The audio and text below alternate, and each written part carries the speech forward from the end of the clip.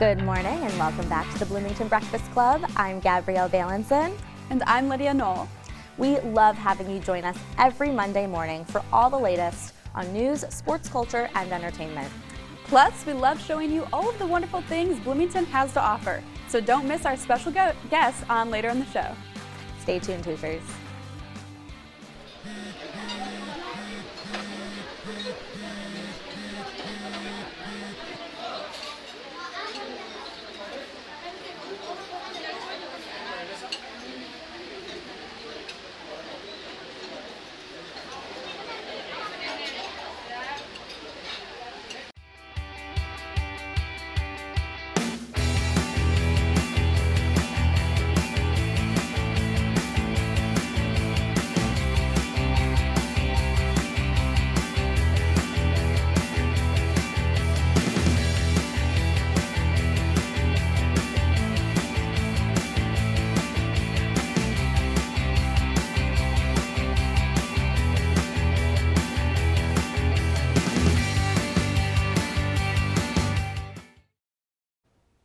I have just one special story for you today from the world of Indiana sports. If you haven't seen it, you must watch the new feature package on IU football coach Tom Allen and his father Thomas Allen. Talk about a heartwarming story. Coach Allen grew up playing football under his father's coaching and always admired the way Thomas Allen invested in his players and made a difference in them more than just their game. In the feature, Coach Allen talks of what he learned from his father and the special bond that they share. What the feature leaves out, however, is the next generation of Tom Allens. Yes, it's true. Coach Allen's son, Thomas Allen, now plays right here at Indiana University under his father's coaching, as is the family tradition. You gotta love a story like that, and you can find the feature on YouTube as well as on the Indiana football Twitter page. Now to Gabrielle for Bloomington News. Yes. The IU Auditorium has had quite the lineup recently with 2 Kinky Boots performances last week and Bob Dylan and his band performing this past weekend. The next big show to look out for is Motown the Musical. Get your tickets today for October 31st through November 2nd. In other news, this past week, the College of Arts and Sciences introduced their new online magazine. You can find 20 under 40 alumni lists, short films, features, and so much more. The magazine is published online 2 times a year, and its content is produced by the college's Office of Advancement. The college's Office of Communications and Marketing designed the website. The short films and features spotlight IU students who are making a difference in their major or in the IU community. Be sure to check out the new online mag to learn more. Check back next week to hear other exciting news happening in the Bloomington community. There is nothing like the fall when sweater weather is back and the holidays are just around the corner. Come along with us and our TBBC crew as we visit Bloomington's Saturday Farmers Market before it closes for the winter months. Hey guys, Bryce Reef here with the Bloomington Breakfast Club, and I'm here today at the very chilly Bloomington Farmers Market before they head in for the winter. Let's get to it.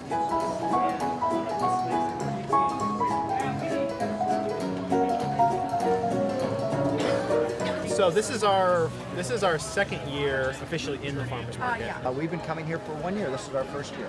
Awesome. So we get to share this booth usually every Saturday with another vendor, and we make gooey cinnamon rolls, as you can see. And the Bloomington crowd has just been wonderful.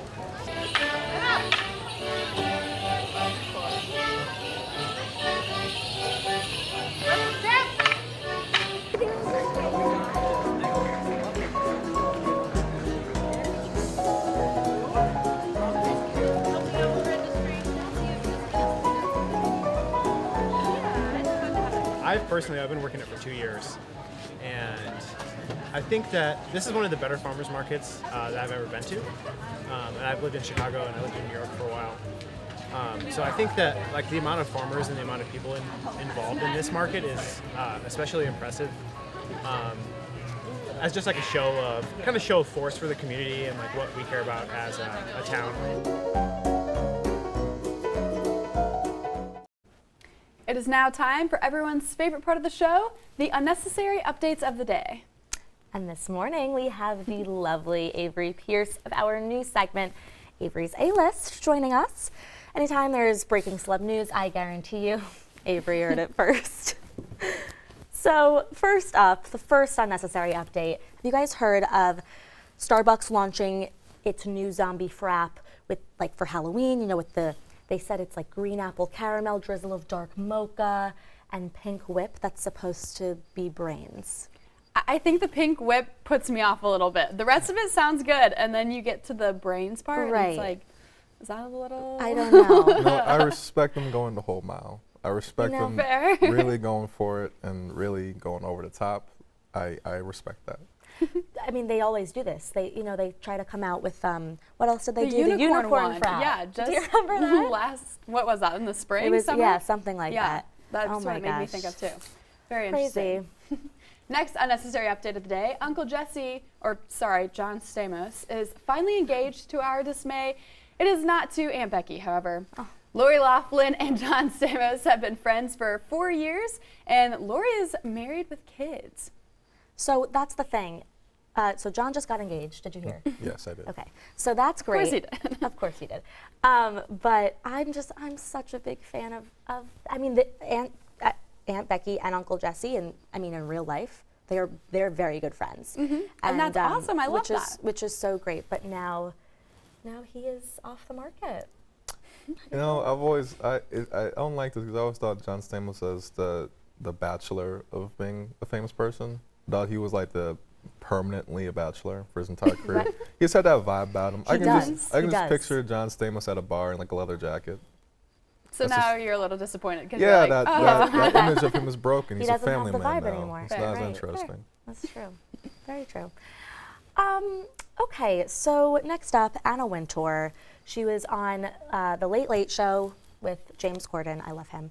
And the segment where it's the spill your guts or fill your guts, where he basically asks, he has a bunch of gross things like pig's feet and eyeballs of different animals. It's really disgusting. But basically, he asked her, he asked these questions, and what you do is you either spill your guts or fill your guts. So he basically asked her who she would not invite back to the Met Gala. Did you guys hear who she said? I think it's hilarious. Yeah, she said Donald Trump. Oh. So Oh, she's never been so relatable. so there you go.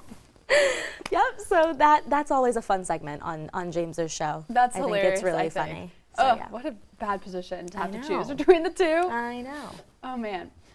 Okay, lastly, Jessica Alba is expecting a baby boy. This will be her third child with her husband, Cash Warren. She has her little girls, Honor and Haven, already, and now they're going to have a little baby brother. I love their names. Don't you? Honor Very and unique. Haven. I like it, I think yeah. they're beautiful, and I heard that you don't like them. No, I don't. I don't like Why? it. I don't know. I don't know. No, but you know what? Their dad's name is Cash, so That's true. I understand. I heard that Yeah. they were, I think she said they're going to continue with the H's. They're going to try to I haven't continue heard with the that. H's. Maybe but, though. That makes sense. Have all three of them H. Yeah, but I'm excited We'll for see. them. That's fun. Aves, what's up? Well, What's your update? I was scanning the tabloids, and it seems that Mariah Carey and her ex, James Parker, haven't been together for about a year now. But from recent pictures, it's revealed that Mariah Carey is still wearing her engagement ring, which is worth $10 million and is 35 carats. Unreal. So they're done, They've been done for a but year. she's still wearing it. Yes. Very interesting. I support it. I support Okay, it. I mean, This you is know a very what? If Mariah. you have it, It's a very Mariah Okay. Carey thing to do. very Mariah. Very on brand. Oh yes. On brand. Love it. So now you're gonna go show us your A-list. I must leave. Okay, we will see ya. Thanks for joining us this morning. Loves having you with us. It's common knowledge that it's tough to make a living as an actress, especially if you're over the age of 40. The common say actresses have always had side hustles to keep afloat. Jane Fonda sold exercise tapes, Drew Barrymore sells makeup, and Susan Sarandon owns a chain of ping pong clubs. But increasingly, more and more actresses are entering the wellness industry, which can be anything from lifestyle advice to selling supplements. Gwyneth Paltrow is the most famous example of this, with her company Goop practically becoming a household name.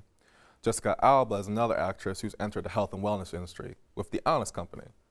If these businesses just sold jackets or rugs, they wouldn't be noteworthy. But it's the questionable health and lifestyle advice that makes these companies suspect. Goop has sold, among other things, supplements for adrenal fatigue, books from medical mediums, stickers meant to cure depression, supplements for postnatal depletion, and bee venom. Needless to say, Goop has run into some trouble due to their outlandish products. Industry watchdog Tina a group that focuses on truth in advertising, found over 50 cases of Goop lying about the benefits of their products. Even NASA stepped in to correct Goop's nonsense. When asked about Goop's anti-anxiety stickers, Mark Shellhammer, a former chief scientist at NASA's Human Research Division, said, quote, "Not only is the whole premise like snake oil, the logic doesn't even hold up." Goop isn't the only asterisk-sponsored wellness brand in trouble. Jessica Alba's Honest Company isn't as extreme as Goop, but it's had its share of controversy. In 2015, Honest Company was sued for misleadingly labeling their products. In 2016, Honest Company was sued again, this time for lying about the use of chemicals in their soaps and shampoos. And just this year, Honest Company had to recall all of its baby powder due to a possible contamination. Considering all the legal trouble, it's a surprise that the Honest Company still exists. Making matters even worse, Jessica Alba has done nothing to improve the quality control of her company. When asked in an interview if the products were safe, Jessica Alba said, quote, "Oh, they're amazing. Yeah, what's incredible is, if anything, it gives our customers the opportunity to speak out and get behind us. We've really hit the note with the millennials," which isn't an answer at all. If all this seems a bit silly or dangerous to you, well then you're in the minority. A 2016 study found that Americans spend $30 billion on alternative healthcare, including detoxes and complementary physicians. Studies after study has shown that the rich, educated white women are the most likely to spend on everything from supplements to homeopathy, regardless of effectiveness. So, despite lawsuit after lawsuit, it seems that Goop and the Honest Company are here to stay. Because Goop and the Honest Company are in the business of helping people. They exist to capitalize on the fear and insecurities of their customers, and there will always be a new miracle weight loss food, a new illness to fear, and a new supplement to take, and a new disorder to cure. Gwyneth Paltrow and Jessica Alba are counting on it.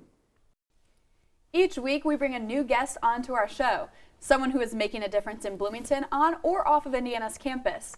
This week's guest is encouraging IU students and Bloomington residents alike to use bikes as a primary means of transportation.